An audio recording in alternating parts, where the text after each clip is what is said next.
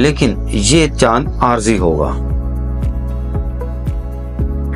नाजरीन, चार्चे PT5 2024 की गर्दिश जमीन के मदार के गिर्द होगी और ये हमारी जमीन के करीब करीब होगा, लेकिन इससे किसी किस्म का कोई खतरा लाहक नहीं है, यानी ये जमीन से टकरा नहीं सकेगा।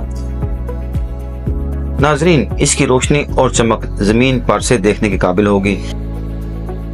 नाजरीन, माहिरीन कहते हैं कि कुछ मुल्कों में इसे आम आंख से देखा जा सकेगा, जबकि कुछ मुल्कों में इसे दूरबीन के जरिए देखा जा सकेगा।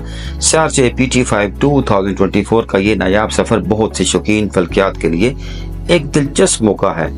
नाजरीन, चूँकि ये सियारचा जमीन के करीब आएगा, इसलिए इसकी रोशनी और मदार को जरूर देखा जा सकेगा। नाज़रीन, ये वाक़या खास तौर पर माहिरीन फल्कियात और आसमान के शौकीन अफराद के लिए नहायती अहमियत का हामिल है।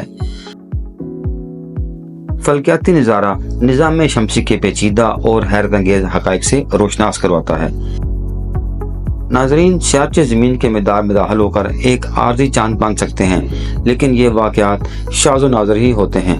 PT5 2024 का आर्जी चांद बनना न सिर्फ साइंस के लिए एक अहम मौका है, बल्कि आम लोगों के लिए भी एक बहुत ही दिलचस्प मंजर होगा।